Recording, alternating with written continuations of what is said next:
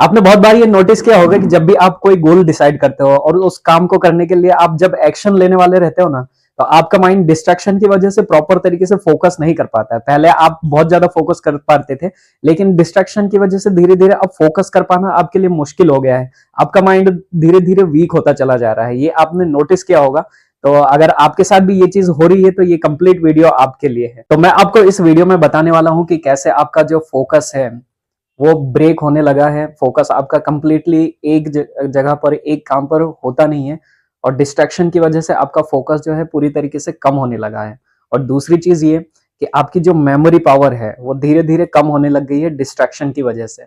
और तीसरी चीज ये है कि आपकी जो थिंकिंग प्रोसेस है, कुछ भी चीज यदि सोचना रहता है तो आप बहुत ही स्लो सोच पाते हो। तो ये तीसरा पॉइंट। और चौथा पॉइंट है सेल्फ कंट्रोल, कि आप कुछ भी चीजें यदि आपके पास हो रही है ना, तो डिस्ट्रैक्शन की वजह से होता क्या है कि आप अपने ऊपर सेल्फ कंट्रोल आप नहीं कर पाते हो। तो उस चीज को भी हम कंप्लीटली समझेंगे। और पांचवा जो है, इन सब चीजों के असंतुलित होने की वजह से आपका जो कॉन्फिडेंस है ना, वो काफी ज्यादा क्रैश हो चुका है, काफी ज्यादा कम हो चुका है। तो इस वीडियो में हम बारी बारी से सारी चीजों को समझने वाले हैं, और लास्ट में इन सब का सॉल्यूशन भी हम निकालने वाले हैं। ओके, तो फोकस ब्रेक होने का सबसे जो पहला रीजन है वो ये है कि आप किसी भी काम को ना बहुत लंबे समय तक का कर नहीं पाते हो। आप क्या करते हो, आप कुछ भी काम डिसाइड करते हो ना, तो आपको आपके माइंड में ये चलता है कि ये काम फटाफट से खत्म करके फटाफट से दूसरा काम शुरू कर देता हूँ।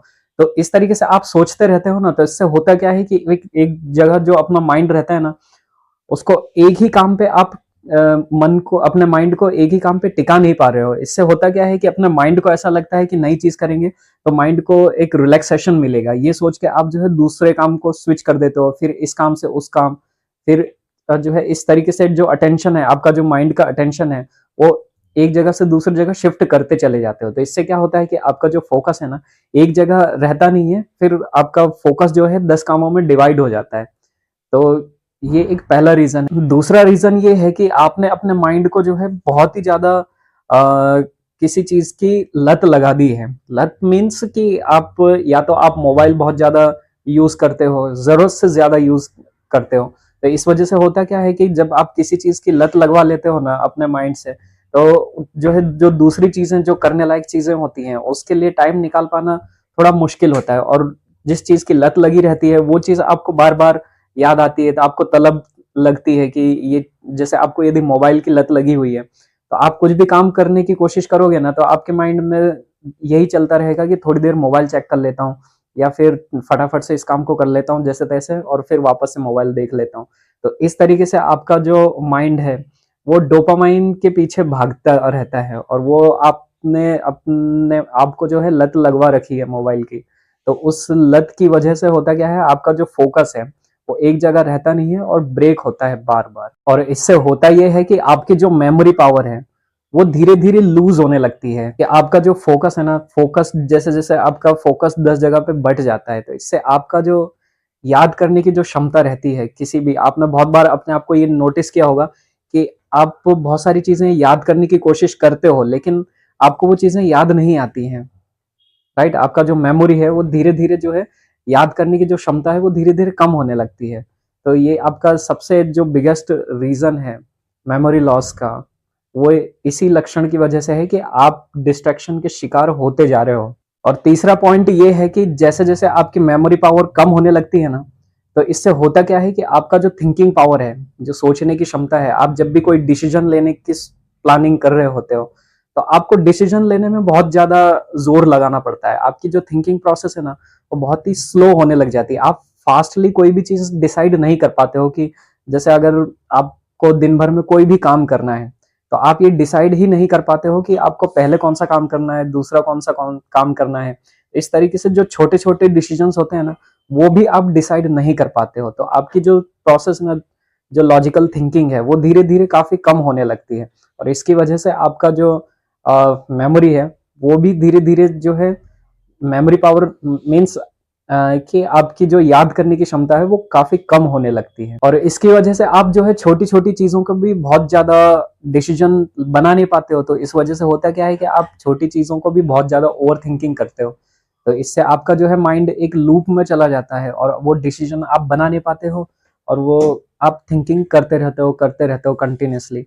और इससे होता क्या है कि जब आप डिसीजन नहीं बना पाते हो तो आपका जो कॉन्फिडेंस है वो काफी जीरो हो जाता है, मतलब बहुत ही ज्यादा लो कॉन्फिडेंस महसूस करने लगते हो, क्योंकि आप डिसाइड ही नहीं कर पा रहे हो।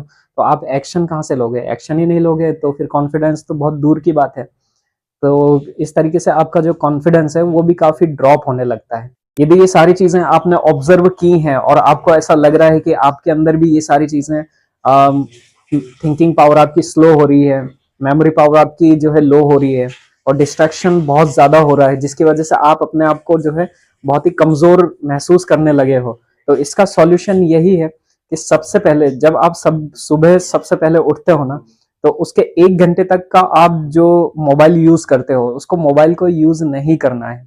आप मोबाइल को यूज नहीं करोगे तो आपके माइंड में जो है बहुत ज्यादा जो है एक स्पेस आएगा सोचने के लिए। अभी क्या करते हो, आप मोबाइल उठते से ही सबसे पहले मोबाइल चेक करते हो, नोटिफिकेशन देखने लग जाते हो, और फिर कुछ भी जैसे एक्टिविटी कर रहे हो तो उसमें मोबाइल यूज करते हो, तो आपके दिमाग को जो है स्पेस मिल ही नहीं पाता है, जिसकी वजह से जो एक फ्रीली थिंकिंग करने के लिए एक मौका चाहिए रहता है दिमाग को, तो वो स्पेस मिल ही नहीं पाता है।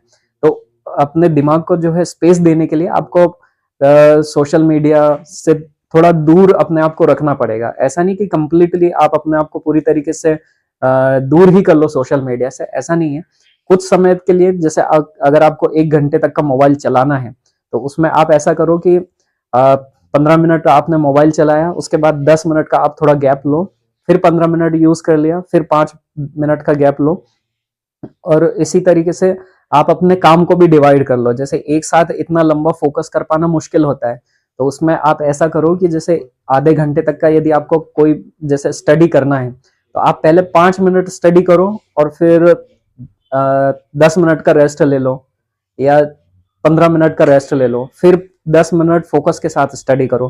तो ऐसे धीरे धीरे करके जो है आपका फोकस जो है इंक्रीज होने लगेगा, और जो आपकी थिंकिंग पावर है वो इंक्रीज होने लगेगी, जो डिसीजन मेकिंग पावर है वो, लॉजिकल थिंकिंग प्रोसेस वो इंक्रीज होने लगेगी, क्योंकि आपकी जो डिस्ट्रैक्शन वाली हैबिट थी वो भी कहीं ना कहीं ऐसे धीरे धीरे करके ही बैड हैबिट बिल्ड हुई थी।